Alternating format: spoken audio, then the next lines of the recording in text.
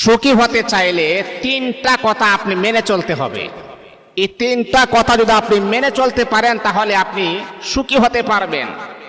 দেখেন, এই পৃথিবীতে সবাই কিন্তু সুখী হতে পারে না। পারে? সবাই সুখী হতে পারে না। এই যে একটা ছেলে নিজের মাতৃভূমি ছেড়ে দিয়ে যারা বিদেশের জমিনে যারা যায়, কেন যায়? একটু সুখ তালাশ করার জন্যে।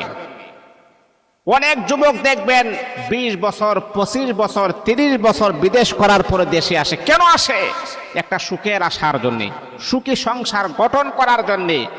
কিন্তু আমি আমার যুবক ভাইকে বলবো, যুবক ভাই শুনেন, টাকা পয়সা ব্যাংক ব্যালেন্স এইগুলার ভিতরে সুখ নাই। সুখ হচ্ছে আল্লাহ প্রদত্ত নিয়ামত। এই নিয়ামত আপনি কিভাবে পাবেন? বিদেশ গেলে আপনি পাবেন না। এই নিয়ামত আপনি পাবেন না। আজকে পৃথিবীর ম্যাক্সিমাম যারা পৃথিবীর টপ লেভেলের যারা ধনী, যাদের টাকার কোনো হিসাব নাই, বেহিসাব টাকা পয়সা, দেখেন তাদের স্ত্রীরা তাদের কাছে থাকে না, ডিভোর্স দিয়ে তাদেরকে চলে যায়। এই যে বিল গেটস নাম শুনেন নাই?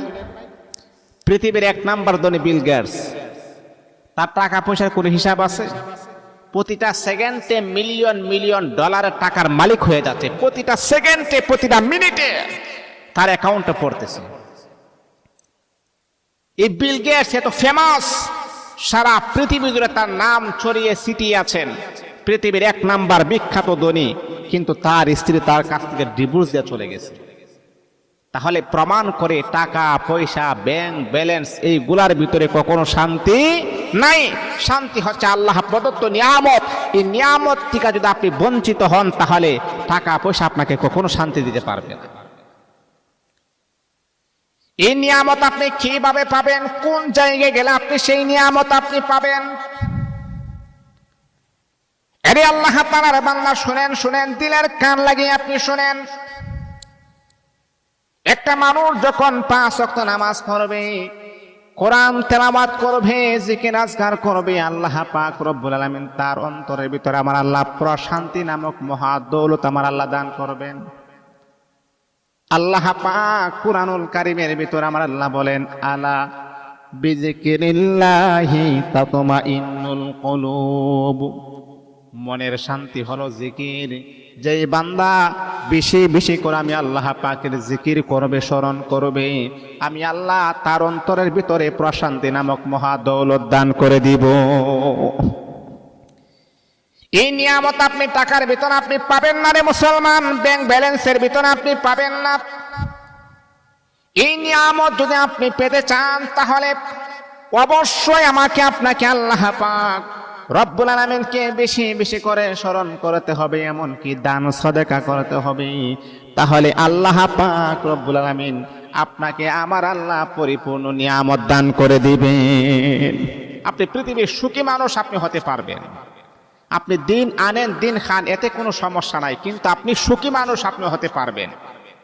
আজকে বড় লোক, টাকা পয়সার মালিক, তার দিকে আপনি তাকিয়ে আছেন, কিন্তু যে সে যে কি পরিমাণ অশান্তিতে আছে আল্লাহ ছাড়া কেউ জানে না। সে যখন রাতের বেলা যখন ঘুমাইতে যায় তার ঘুম আসে না। কেন জানেন? ট্যাবলেট খাওয়ার পরও তার ঘুম আসে না। আর আপনি হচ্ছেন দিন আনেন দিন খান, আপনি শুইতে দেরি হয়েছে, আপনার 2 চোখে ঘুম নামক মহা নিয়ামত আমার আল্লাহ দিতে দেরি করেন নাই। তাহলে আপনি সুখী মানুষ না? আপনি এই জায়গা থেকে আপনি শুকরিয়া আদায় করেন, আল্লাহ পাক আপনাকে নিয়ামত আরো বাড়ায় দিবেন। তে সুখী হতে চাইলে 3টা কথা মেনে চলতে হবে। এর মানে 1 নাম্বার হচ্ছে কাহারও বাসায় আপনি গনে গনে যাবেন না। কেন জানেন? কারণ আপনার উপরে সে বিরক্ত হতে পারে। আজকালকে তো মানুষ, আপনি যখন গনে গনে যখন তার বাসায় যাবেন দেখবেন তা এই মানুষটা আপনাকে আর আগের মতো সম্মান শ্রদ্ধা ভালোবাসা মহাব্বত কখনো সে করবে না, একটু কম যাবে। আপনার যতই ঘনিষ্ঠ হোক আর যতই আপন হন, আপনি যখন ঘন ঘন যাবেন তখন দেখবেন সে আপনাকে কেমন জানি একটি ভাব নিয়ে সে আপনার দিকে তাকায়, বিরক্তি হয়। এই জন্য এই ভুলটা কখনো আপনি করবেন না। যত আপন হন না কেন, আপনার যত আপন হোক না কেন, যখনই আপনি তার বাসায় যাবেন তখন কিন্তু আপনি একটু কম যাবার চেষ্টা করবেন। এটা হচ্ছে 1 নাম্বার। 2 নাম্বার হচ্ছে কাহারও পরিবারে কোনো ঝামেলা যদি হয়, কোনো অপরাধ যদি হয়, তাহলে আপনি কখনো তাদের পরিবারের ভিতরে গিয়ে নাক গলাবেন না। যেমন ধরেন স্বামী আর স্ত্রী দুইজন ঝগড়া করছে, ঝগড়া হয় না স্বামী স্ত্রী? কি বলেন, ঝগড়া হয় না? স্বামী স্ত্রী দুইজন ঝগড়া করছে, আপনার দায়িত্ব হচ্ছে তাদেরকে আপনি মিলিয়ে দিবেন। কি করবেন? আপনি তাদেরকে মিলিয়ে দিবেন, এটা হচ্ছে আপনার দায়িত্ব। কিন্তু তাদের মাঝখানে ঢুকিয়ে আপনি কথাগুলা ফেসাইবেন, ঝামেলা আরো সৃষ্টি করবেন।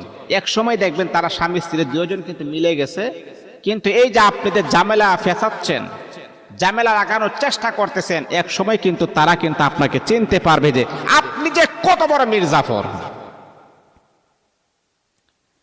স্বামী স্ত্রী যখন ঝগড়া লাগবে, কখনো আপনি তাদের দুজনের মাঝখানে গিয়ে কখনো ঝামেলা সৃষ্টি করবেন না, কথা বলবেন না। এমন হতে পারে তারা কয়েকদিন পর স্বামী স্ত্রী মিলিত হয়ে যাবে, কিন্তু তারা আপনার যে অন্যায় অপরাধের কথা কিন্তু তারা স্মরণ রাখবে, বলবে আহারে যে মানুষটাকে এত মহাব্বত করতাম, ভালোবাসতাম, নিজে আপন ভাই মনে করতাম, ওই মানুষটাই দেখি আমাদের স্বামীর দুজনের সংসার আগুন জ্বালানোর চেষ্টা করতেছি।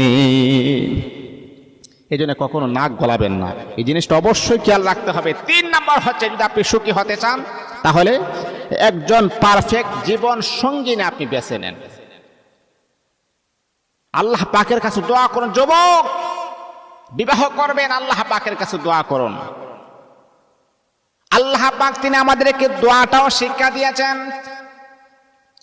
এই আমার যুবক ভাইয়েরা, যখনই আপনি বিবাহ করবেন, বিবাহ করার প্রস্তুতি নেবেন, তখনই কিন্তু আপনি আল্লাহ পাক রব্বুল আলামিনের কাছে দোয়া করুন। সেই দোয়াটাও কিন্তু আমার আল্লাহ কোরআনুল কারীমের ভিতরে তিনি তার বান্দাকে শিক্ষা দিয়েছেন। বান্দারে, বিবাহ করার প্রস্তুতি যখন তোমার চলতেছে, তখন 5 ওয়াক্ত নামাজের পরে দোয়া করবেন, রব্বানা হাব লানা মিন আজওয়াজিনা ওয়া যুররিয়াতিনা কুররাতা আয়ুনিন ওয়াজআলনা লিল মুত্তাকিনা ইমামা।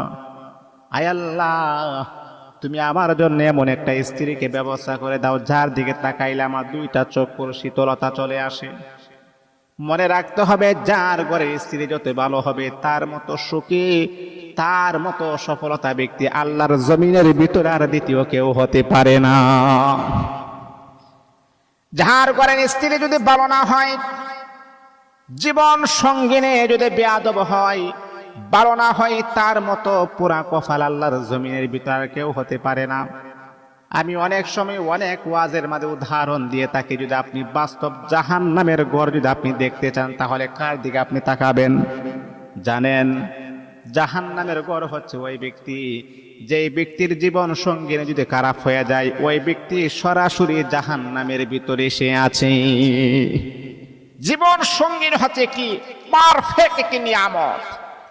পৃথিবীতে যত সম্পদ আপনি দেখেন না কেন, সবচাইতে দামি সম্পদ হচ্ছে নিজের জীবন সঙ্গিনী। এমন স্ত্রীর জন্য আপনি আল্লাহ পাকের কাছে কামনা করেন, আল্লাহ তুমি আমাকে এমন স্ত্রী দান করো, যার দিকে তাকাইলে আমার 2টা চোখের শীতলতা চলে আসে, 2টা চোখ ঠান্ডা হয়ে যায়। এমন স্ত্রী দান করো, আল্লাহ পাকের কাছে চেয়ে নিতে হবে। মুহতারাম হাজিরিন, যদি আপনি সুখী হতে চান, তাহলে অবশ্যই 3টা জিনিস আমাকে আপনাকে স্মরণ রাখতে হবে।